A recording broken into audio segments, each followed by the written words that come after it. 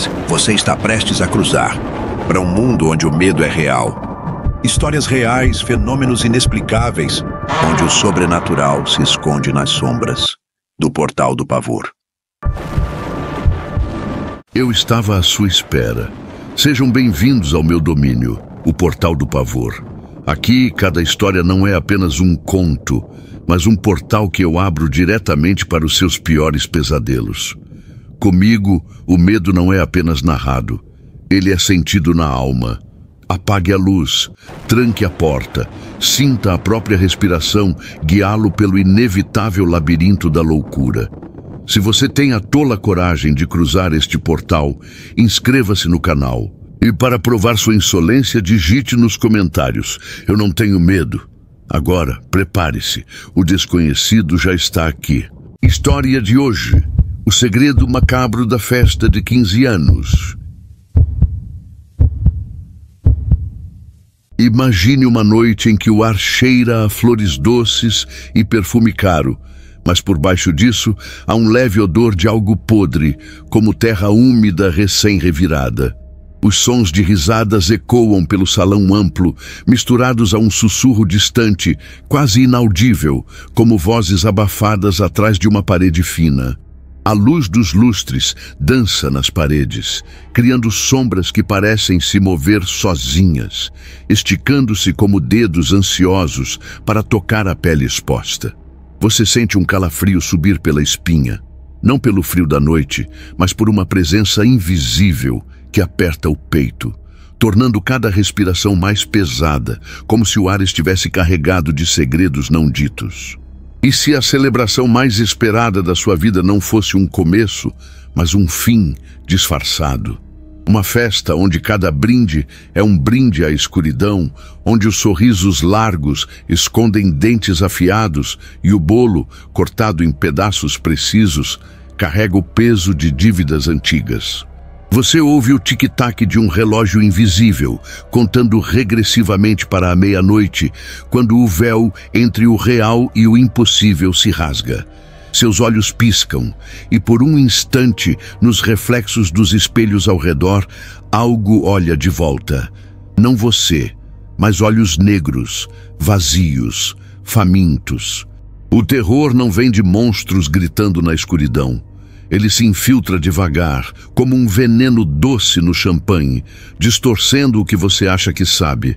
As luzes piscam uma vez, e o mundo inclina, fazendo o chão parecer instável sob seus pés. Você sente uma mão gelada roçar sua nuca, mas ao virar não há ninguém. É real. Ou sua mente está pregando peças, ecoando um convite que nunca deveria ter sido aceito. Você tem coragem de descobrir o que aconteceu naquela noite, quando a inocência se transformou em pesadelo?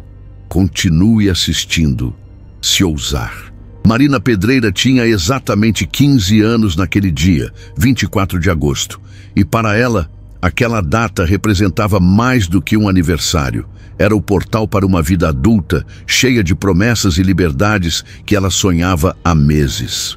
Morando em um apartamento modesto no bairro de Icaraí, em Niterói, Rio de Janeiro, Marina era a típica adolescente brasileira, extrovertida, mas com uma veia sensível que a fazia questionar tudo ao seu redor. Filha única, sua mãe, Marise, uma advogada renomada e obcecada por lendas antigas, e seu pai, Márcio, um doutor em matemática que fazia conta para tudo, ela crescia navegando entre a rigidez da escola particular e as aventuras virtuais com suas amigas no TikTok, YouTube e Instagram. Sua rotina era previsível. Acordar cedo para o colégio, tardes de estudo intercaladas com vídeos de desafios virais e noites sonhando com viagens para praias distantes.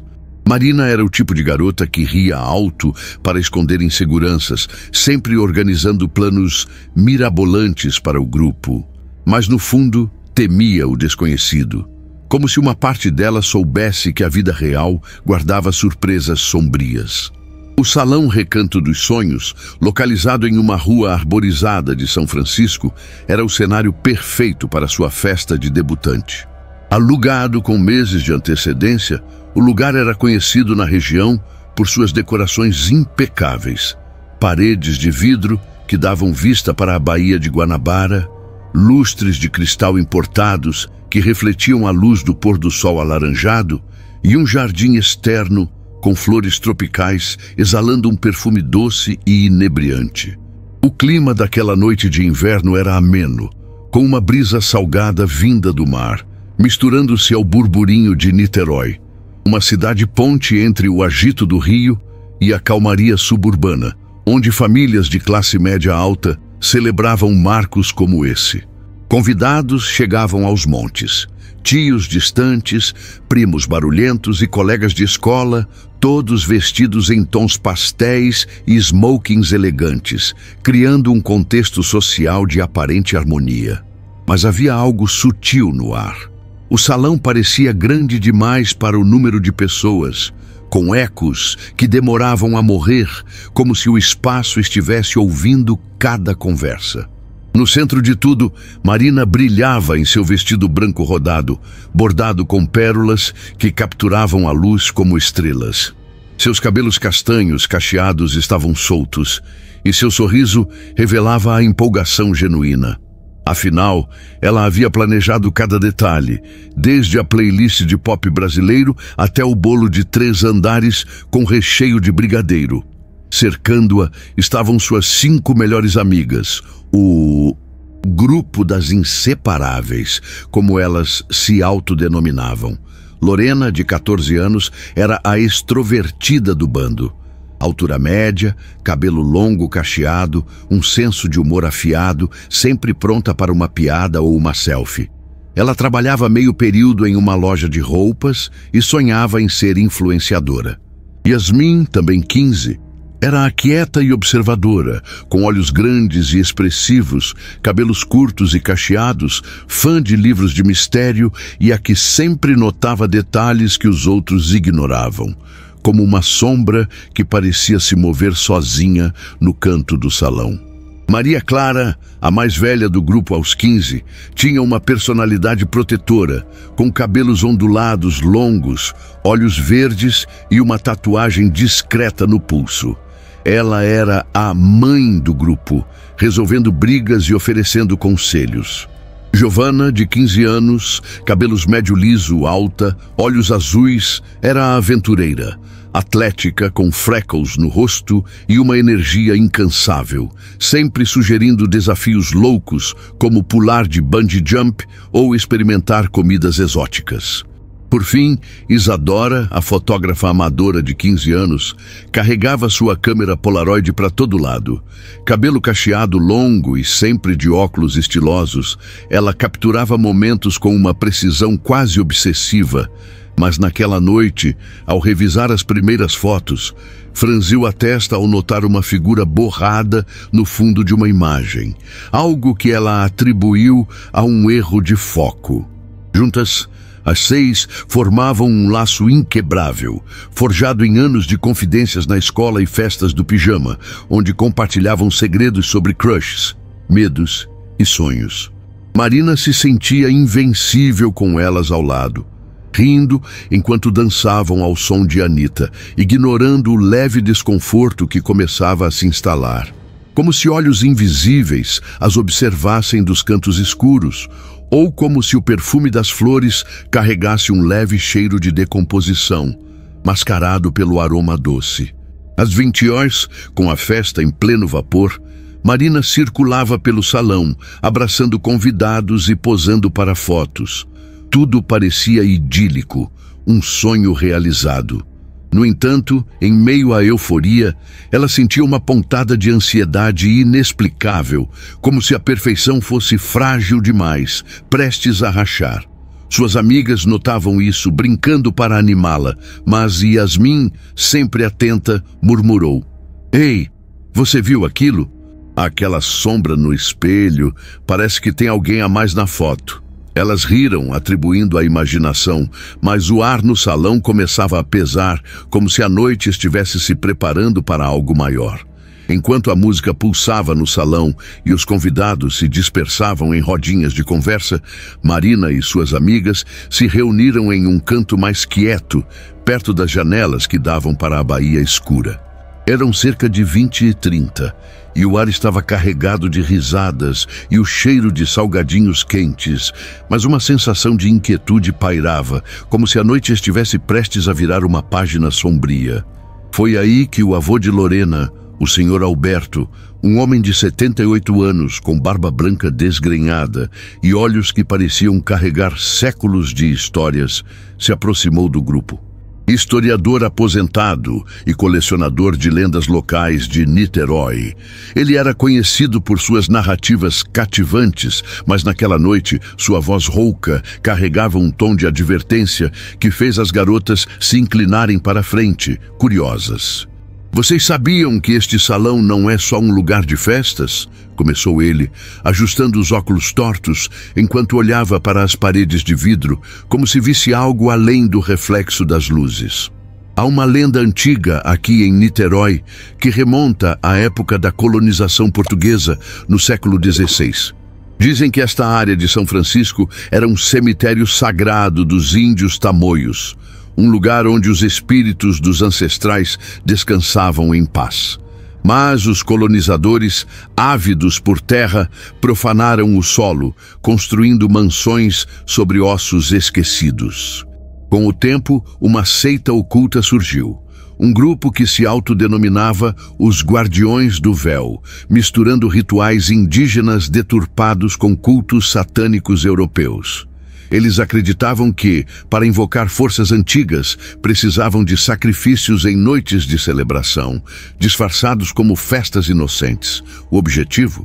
Atrair almas jovens, puras, para um ritual que prometia imortalidade aos iniciados, mas, na verdade, selava o destino das vítimas em um ciclo de tormento eterno.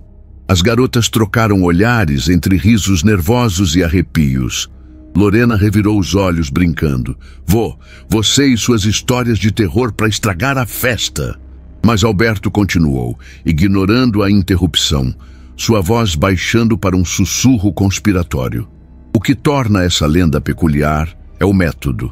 Eles usavam salões como este, com lustres que simbolizavam estrelas caídas e flores que mascaravam o cheiro de sangue. Há relatos de festas nos anos 80 e 90, aqui mesmo na região, onde convidados desapareciam após a meia-noite. Um diário encontrado em uma mansão abandonada em Icaraí descrevia símbolos entalhados no chão, pentagramas invertidos, escondidos sob tapetes, ativados por danças e risos. Alguns dizem que o Recanto dos Sonhos foi erguido exatamente sobre um desses sítios profanados. Mas é claro, pode ser só bobagem de velhos como eu, ou talvez não. Já viram aquelas marcas sutis nas colunas? Parecem arranhões antigos, não é? Marina sentiu um calafrio, lembrando da sombra que Yasmin mencionara mais cedo, mas atribuiu a sugestão da história. As amigas debateram. Seria real ou apenas folclore urbano para assustar turistas? Alberto sorriu enigmaticamente, deixando no ar a dúvida. E se a lenda fosse mais do que palavras? A festa continuou, mas agora com uma camada de mistério, como se o salão estivesse sussurrando segredos. Você já ouviu falar dessa lenda dos Guardiões do Véu em Niterói? Deixa nos comentários se conhece algo parecido na sua região. A festa ganhou ritmo por volta das 21h, com a pista de dança lotada e as luzes coloridas girando ao som de hits eletrônicos misturados com funk brasileiro. Marina, ainda abalada pela lenda do avô de Lorena, tentava se jogar na diversão, rodopiando com as amigas enquanto flashes de celulares iluminavam o salão.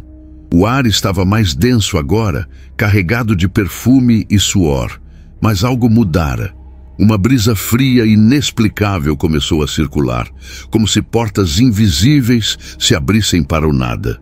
De repente, os lustres piscaram uma vez, duas, em um padrão ritmado que não combinava com a música. Deve ser falha na eletricidade, murmurou Maria Clara, rindo para disfarçar o desconforto, mas Marina sentiu um arrepio subir pela espinha, como se os cristais nos lustres sussurrassem segredos antigos. As garotas trocaram olhares e Yasmin, sempre a observadora, apontou para o jardim externo. Olhem, as flores. Elas estão tremendo, mas não tem vento forte o suficiente. Enquanto tentavam ignorar, um homem alto e elegante, de terno preto impecável e um sorriso enigmático, se aproximou do grupo. Ele se apresentou como Victor, um amigo distante da família, que Marina não reconhecia, mas sua mãe havia mencionado vagamente como organizador de eventos. Com cerca de 40 anos, olhos penetrantes e uma tatuagem sutil no pescoço que parecia um símbolo circular, ele propôs um jogo viral para animar a noite, algo chamado o Desafio do Véu, inspirado em trends do TikTok, onde os participantes formavam um círculo e contavam segredos ao ouvido uns dos outros, enquanto luzes diminuíam. É inofensivo, garotas, só para criar memórias eternas, disse ele com uma voz suave, quase hipnótica. As amigas toparam, animadas, mas ao formarem o círculo no centro do salão, os sussurros começaram. Não os delas, mas vozes etéreas, baixas, chamando nomes. Marina, Lorena, venham para o véu. Elas pararam confusas. Vocês ouviram isso? Perguntou Giovanna, sua energia aventureira agora tingida de hesitação. Victor apenas sorriu, dizendo que era parte da ilusão acústica do salão. Pausa aí. Você acredita que existem coisas que a ciência não consegue explicar? Deixa um emoji de fantasma se você já presenciou algo inexplicável. Ou um emoji de cético se ainda não acredita nessa história. O jogo continuou, mas o conflito se intensificou. Copos sobre as mesas começaram a deslizar sozinhos, como se mãos invisíveis os empurrassem, derramando bebidas em padrões que formavam linhas retas no chão, linhas que para Yasmin pareciam mapear um pentagrama. Marina, sentindo uma náusea repentina, como se o ar estivesse envenenado, correu para o banheiro feminino, seguido por Isadora com sua câmera Polaroid. Lá dentro, o espelho grande refletia não só elas, mas figuras borradas ao fundo. Silhuetas encapuzadas que desapareciam quando piscavam. Isso não é real. Deve ser reflexo das luzes da festa, racionalizou Marina. Mas sua voz tremia e, ao lavar o rosto, notou arranhões frescos na porta do box. O mesmo símbolo pentagrama invertido que Alberto mencionara, como se entalhado recentemente. Isadora tirou uma foto e o flash revelou por um segundo olhos vermelhos no reflexo antes de a imagem sair embaçada. Meninas, isso tá me dando nos nervos, confessou Isadora, sua obsessão por capturar momentos agora virando pavor. De volta ao salão, por volta das 22 horas, o medo se espalhava sutilmente. Lorena, a extrovertida, tentou brincar. Vai ver, é pegadinha do Victor. Ele parece daqueles youtubers de pranks. Mas quando as luzes piscaram novamente, revelando sombras alongadas nas paredes que pareciam dançar em sincronia com a música, o pânico começou a borbulhar. Convidados aleatórios relatavam sensações semelhantes. Um tio de Marina jurou ter visto uma mão pálida tocar seu ombro, desaparecendo ao virar. Uma prima sentiu um sopro gelado no pescoço, sussurrando: "Fique para o ritual." As amigas se reuniram duvidando de si mesmas. Seria efeito psicológico da lenda? Paranoia coletiva? Marina, no centro, lutava contra o pavor crescente, sua excitação inicial se transformando em dúvida. E se a história for verdade? E se isso não for só uma festa? Victor, observando de longe, ergueu um brinde, seu sorriso agora parecendo predatório, como se soubesse algo que elas ainda ignoravam. Os eventos não paravam. Objetos menores, como colheres e guardanapos, flutuavam brevemente antes de cair, e o perfume das flores virou um fedor sutil de terra úmida, como um cemitério recém-aberto. As garotas, unidas mas abaladas, decidiram confrontar Victor, mas ele havia sumido na multidão, deixando apenas uma nota no bar. O véu se abre à meia-noite. Participem ou percam. O mistério se adensava, com o salão parecendo conspirar contra elas, e o terror, outrora invisível, agora tangível o suficiente para questionar tudo. Com o coração acelerado após os eventos estranhos, as garotas se afastaram da pista de dança por volta das 10h15, buscando um canto mais calmo perto do bar. A música ainda ecoava alta, mas o salão agora parecia um labirinto de sombras, com convidados dançando alheios ao caos sutil. Marina, impulsionada por uma mistura de medo e curiosidade, sugeriu: "Precisamos entender isso. Vamos falar com o avô da Lorena de novo. Ele sabe da lenda." Lorena concordou, e elas encontraram Alberto sentado em uma poltrona, fumando um charuto e observando a festa com olhos desconfiados. "Vocês viram algo, não viram?" perguntou ele sem surpresa, como se esperasse. Ao contarem sobre os sussurros, objetos movendo e a nota de Victor, Alberto assentiu gravemente. "Victor, eu o conheço. Ele não é só um organizador. Pesquisem Guardiões do Véu Niterói no celular. É mais real do que pensam." Enquanto Maria Clara e Giovanna sacavam seus smartphones, iluminando as telas com brilhos frios no escuro, depoimentos de convidados mais velhos começaram a fluir.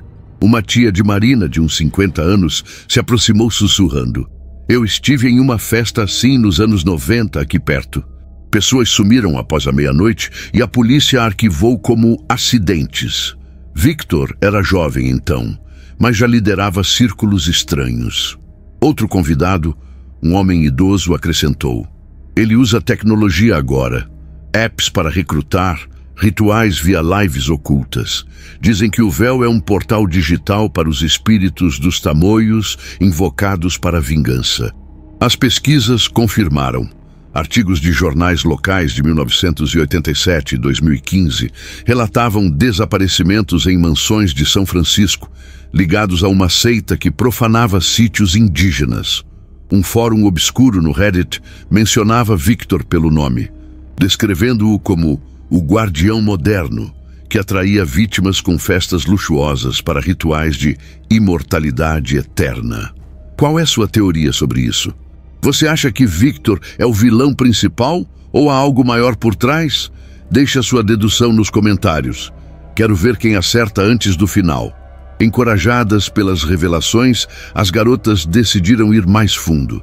Yasmin, com sua veia investigativa, notou uma porta discreta atrás do bar, marcada com o mesmo símbolo pentagrama da nota. Elas a abriram furtivamente, descendo escadas rangentes para um porão úmido e mal iluminado, cheirando a mofo e terra antiga. Lá, entre caixas empoeiradas, encontraram um diário encadernado em couro, datado de 1920. As páginas amareladas revelavam segredos chocantes. A bisavó de Marina, uma colonizadora chamada Elisa, havia liderado a profanação do cemitério Tamoio para construir a mansão original, o local exato do Recanto dos Sonhos. Ela invocou os guardiões para a riqueza, mas selou uma maldição. Toda a terceira geração seria sacrificada para apaziguar os espíritos, lia Marina em voz alta, sua voz falhando ao reconhecer o nome de família. Fotos antigas, coladas nas páginas, mostravam rituais em preto e branco, com figuras encapuzadas e símbolos idênticos aos do salão. Uma anotação recente, em caligrafia moderna, adicionada por Victor: "Marina é a escolhida. O véu se abre esta noite." As revelações abalaram o grupo. Isadora, fotografando as páginas com sua Polaroid, capturou imagens que saíam distorcidas, como se espíritos interferissem. Lorena, pálida, murmurou: "Então não é coincidência. A festa é para você, Marina." A perspectiva mudara drasticamente. O que parecia uma celebração inocente era uma armadilha ancestral, e Victor não era um estranho, mas um executor da maldição. Subindo de volta ao salão por volta das 23h, elas viram Victor no centro anunciando: "O grande momento se aproxima", com os lustres piscando em sincronia. O horror se preparava para explodir, mas agora com o peso de segredos familiares e provas concretas, transformando dúvida em certeza aterrorizante. Às 23 horas, o salão do Recanto dos Sonhos pulsava com uma energia sombria, como se a própria estrutura da mansão acordasse. As luzes, antes festivas, agora piscavam em padrões frenéticos, lançando sombras que pareciam garras estendendo-se pelas paredes. Marina e as amigas, armadas com as revelações do diário, tentaram confrontar Victor no centro da pista, mas o horror escalou antes que pudessem agir. Convidados ao redor, começaram a agir estranho. Uma mulher de meia idade, dançando animadamente momentos antes, parou de repente, seus olhos virando pretos como breu, e murmurou em uma língua antiga, palavras que soavam como cânticos tamoios, ecoando vingança pelo véu rasgado. Outros se juntaram formando um círculo involuntário, seus corpos se contorcendo como marionetes. "Isso é possessão", gritou Yasmin, recuando, enquanto o ar ficava gélido, condensando névoa no chão que subia como fumaça de um cemitério profanado. As garotas tentaram uma defesa improvisada. Lorena, a extrovertida, pegou uma garrafa de água benta de uma mesa decorativa, ironia de uma festa católica, aspergindo ao redor, mas isso só intensificou o caos. Chamas etéreas azuis irromperam do chão, lambendo as bordas do círculo sem queimar madeira, mas marcando a pele de quem tocava. Giovanna gritou ao sentir uma queimadura em forma de pentagrama no braço, uma dor lancinante que a fez cair de joelhos. Marina, no centro do grupo, sentiu mãos invisíveis apertando seu pescoço, sufocando-a com visões alucinatórias. Espíritos indígenas translúcidos emergindo do piso, com rostos contorcidos de raiva, sussurrando acusações sobre a profanação de sua bisavó. "Vocês profanaram nossa terra. Agora paguem com sangue", ecoavam as vozes em sua mente, misturando horror psicológico com o sobrenatural tangível. Isadora, tentando registrar com sua Polaroid, capturou fotos que saíam vivas. As imagens se moviam, mostrando as amigas sendo arrastadas para abismos escuros. Qual é sua teoria agora? Com essa traição familiar surgindo, você acha que Marina pode escapar? Ou a maldição é inevitável? Deixa nos comentários. A tentativa de fuga veio em seguida, desesperada. Maria Clara, sempre racional, liderou o grupo para a saída principal, mas as portas se trancaram sozinhas, rangendo como ossos quebrando, e janelas se embaçaram com runas luminescentes que queimavam ao toque. "Vamos pelo jardim", sugeriu ela. Mas ao correrem para fora, o gramado se transformou em um pântano ilusório, afundando seus pés em lama pegajosa que cheirava a decomposição. Alucinações coletivas as separaram. Lorena viu suas amigas como demônios, atacando-a com garras. Yasmin ouviu vozes de entes queridos mortos, implorando para ela ficar. Marina, isolada momentaneamente, foi confrontada por sua mãe, Marise, que emergiu das sombras com um sorriso sereno, mas olhos frios. "Mamãe, nos ajude. Precisamos sair daqui", implorou Marina, correndo para abraçá-la, acreditando na proteção materna. Mas aí veio a reviravolta devastadora. Marise, em vez de ajudar, segurou o braço de Marina com força desumana, revelando uma tatuagem idêntica à de Victor no pulso. "Eu organizei tudo isso, filha. A maldição da bisavó Elisa cai sobre você, a terceira geração. Eu me juntei aos guardiões anos atrás para sobreviver, e agora, sacrificando você, quebro o ciclo para mim e para as futuras." As palavras atingiram Marina como um soco, misturando traição emocional com o horror físico. Marise, a mãe amorosa que planejou a festa de 18 anos, era, na verdade, a orquestradora, usando o amor filial como isca. "Você mentiu a vida toda?", chorou Marina, lutando para se soltar enquanto visões de sua infância se distorciam. Memórias felizes virando rituais ocultos disfarçados. Marise riu, uma gargalhada ecoada por vozes sobrenaturais. "O véu é fino aqui, e você é a chave. Victor é só o executor. Eu sou a guardiã verdadeira." O horror atingiu um patamar inédito. As amigas, reunindo-se novamente após as ilusões, testemunharam a cena e tentaram intervir, mas possessões as atingiram. Giovanna, marcada pela chama, começou a falar em línguas, seu corpo se contorcendo. Isadora viu sua câmera explodir em chamas frias, queimando suas mãos. Marina, em perigo real, foi arrastada por forças invisíveis para o centro do salão, onde um círculo de véu se formava com convidados possuídos cantando em uníssono. Tentativas de defesa, como Maria Clara arremessando objetos, falhavam, com itens voltando como bumerangues sobrenaturais. O ar enchia-se de um fedor de enxofre e terra, e o chão tremia, revelando rachaduras que expeliam ectoplasma pegajoso.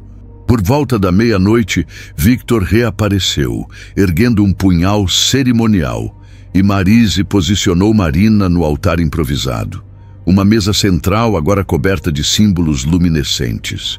O terror psicológico consumia Marina, como minha própria mãe, enquanto o físico a ameaçava com cortes etéreos aparecendo em sua pele, sangrando sem ferida visível. As garotas, unidas em um último surto de coragem, lutaram para resgatar Marina, quebrando o círculo com empurrões e gritos, mas o custo era alto. Lorena foi arremessada contra a parede por uma força invisível, desmaiando com um corte na testa. O salão inteiro parecia vivo, conspirando, com lustres caindo perigosamente perto, e o ritual iniciando. Um portal etéreo se abrindo no teto, sugando almas para o véu. Marina, no limiar do desespero, percebeu que a reviravolta não era só traição, mas uma maldição que a tornava parte da seita contra sua vontade.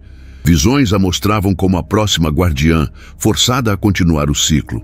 A meia-noite ecoou como um sino fúnebre no recanto dos sonhos. O salão agora um vórtice de caos sobrenatural.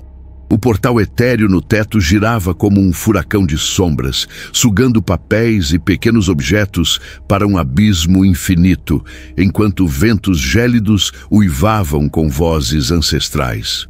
Marina, arrastada para o altar improvisado, lutava contra as amarras invisíveis que a prendiam, sua pele marcada por cortes etéreos que sangravam um ectoplasma luminoso. Victor, erguendo o punhal cerimonial, entoava cânticos em língua tamoia, seus olhos brilhando com fanatismo, enquanto Marise, ao seu lado, sorria com uma serenidade demoníaca, revelando presas sutis que não estavam lá antes. As amigas, feridas mas determinadas, formaram um último bastião. Maria Clara, com um braço machucado, pegou um castiçal de ferro como arma. Yasmin e Isadora, ofegantes, tentavam distrair os possuídos. Lorena, acordando do desmaio com o corte na testa jorrando sangue, juntou-se ao frenesi. O confronto iniciou com fúria. Maria Clara arremessou o castiçal contra Victor, acertando seu ombro e fazendo-o cambalear. Mas ele retaliou com uma onda de energia que a jogou contra a parede, quebrando costelas audivelmente. "Vocês não entendem! Isso é justiça ancestral!" gritou ele, revelando sua herança, descendente direto dos tamoios, cujas terras foram roubadas pela bisavó de Marina. Marise, avançando sobre Marina, sussurrou: "Aceite seu destino, filha. Eu fui possuída anos atrás para guiar isso. Sua avó rasgou o véu e só sangue o conserta."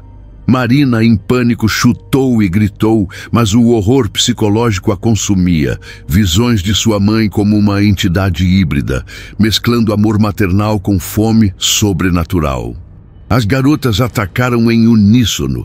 Giovanna, ainda lutando contra a possessão parcial, usou sua força anormal para empurrar Marise, mas pagou caro quando chamas etéreas a envolveram, queimando sua pele em padrões rituais. O que você faria nesta situação? Encurralado por traição familiar e forças além do compreensível, você lutaria ou se renderia? Deixa nos comentários. Enquanto o portal se expandia, sugando almas dos convidados possuídos, corpos se dissolvendo em névoa gritante, a entidade principal se manifestou. Um guerreiro tamoio colossal, translúcido mas tangível, emergiu do vórtice, com pele marcada por tatuagens luminescentes e olhos como poços de escuridão. Ele pairava sobre o altar, sua presença fazendo o ar vibrar com um zumbido ensurdecedor, e falou diretamente na mente de Marina. Você carrega o sangue dos profanadores. O véu que sua ancestral rasgou selava nosso descanso. Agora, seu sacrifício o restaura. Revelações finais jorraram como veneno. O artefato original, o míssil de Seti, véu rasgado, estava escondido no porão da mansão, um pano indígena antigo com runas que pulsavam vida. Marina, em um lampejo investigativo, lembrou de pistas do diário. Uma menção a um esconderijo sob as raízes, e gritou para as amigas: "O porão! Destruam o véu para quebrar isso!" O perigo atingiu o extremo. Isadora, correndo para o porão com Yasmin, enfrentou ilusões, escadas que se alongavam infinitamente, paredes que sangravam, e sussurros que as faziam duvidar de sua sanidade. Vocês são as profanadoras agora. No salão, Lorena tentou proteger Marina, mas foi sugada pelo portal. Seu corpo se dissolvendo em gritos ecoados, uma perda que abalou o grupo psicologicamente. Giovanna, sucumbindo à possessão total, virou-se contra as amigas, atacando Maria Clara com garras etéreas, rasgando sua roupa e pele em um frenesi que terminou com Giovanna sendo ejetada para o vórtice, seu último olhar de súplica congelado no tempo. Marina, sozinha com a entidade, sentiu o punhal de Vitor se aproximando de seu peito, enquanto Marise a segurava, forçando-a a confrontar a maldição. Escolha, filha. Morra e quebre o ciclo, ou viva como eu, possuída. No ápice da intensidade, por volta de 1h da manhã, Marina invocou uma força interior, quebrando as amarras com um surto de adrenalina misturada a algo sobrenatural, talvez um resquício da maldição em seu sangue. Ela rolou do altar, pegando o punhal e o virando contra Victor, cortando seu braço e fazendo-o derrubar o artefato cerimonial. A entidade rugiu, manifestando garras que arranharam o ar, criando ventos que arremessavam móveis como projéteis. Marise, enlouquecida, atacou Marina com unhas alongadas, rasgando sua blusa e deixando marcas profundas no ombro. Mas Marina contra-atacou, empurrando-a para o portal, onde Marise começou a se dissolver, gritando: "Eu te amava, mas a maldição é mais forte." Revelação final: Marise não era totalmente vilã. A possessão a forçara, uma vítima da linhagem, adicionando camadas de tragédia psicológica. Enquanto isso, Isadora e Yasmin alcançaram o porão, um covil úmido cheio de raízes entrelaçadas e teias de aranha que pareciam veias pulsantes.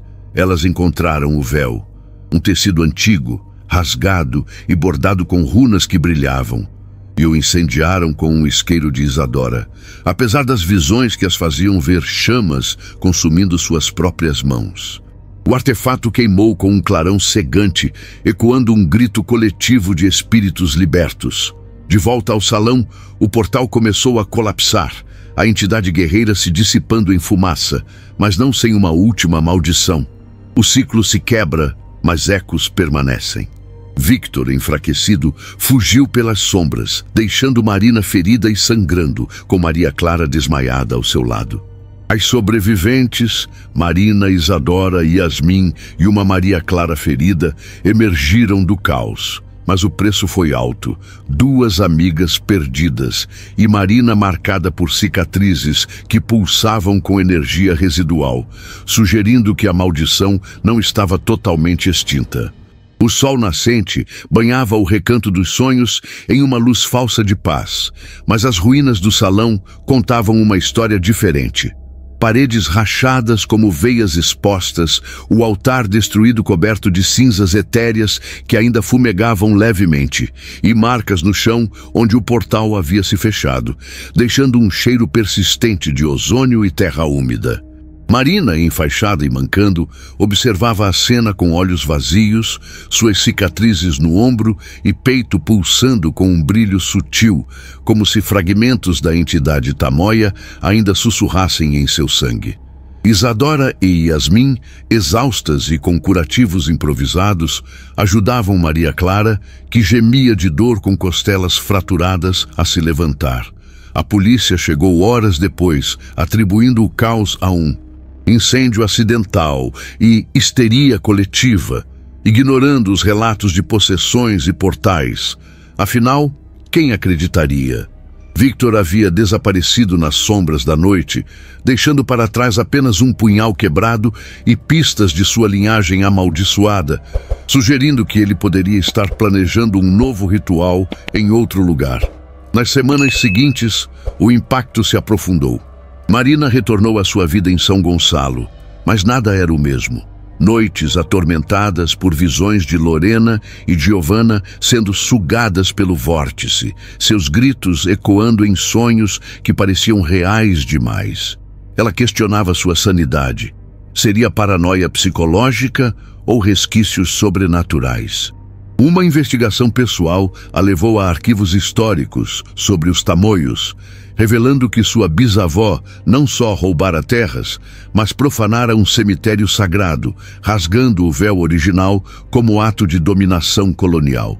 Isadora, agora obcecada, compilava relatos de sobreviventes, descobrindo padrões semelhantes em outras mansões antigas do interior carioca, insinuando que a maldição ecoava além daquela noite. Yasmin e Maria Clara lidavam com traumas físicos, cicatrizes que coçavam em noites de lua cheia e sussurros inaudíveis que as faziam duvidar de sua percepção. O grupo se reunia virtualmente, compartilhando teorias, mas o medo persistia. E se o ciclo não tivesse sido quebrado, apenas adiado? O desfecho deixou uma dúvida inquietante.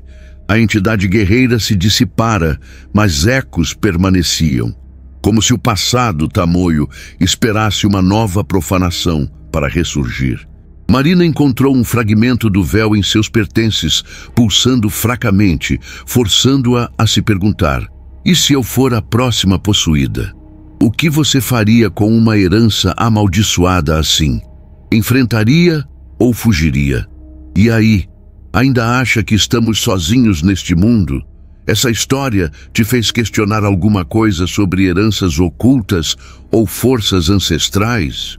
Se você tem uma experiência sobrenatural para compartilhar, ou um caso histórico que parece assombrado, podendo virar o próximo episódio, inscreva-se e ativa o sininho, porque toda semana eu trago casos que vão fazer você olhar por cima do ombro antes de dormir. Algumas coisas existem além da nossa compreensão. Durma bem se conseguir. E até o próximo vídeo do Portal do Pavor.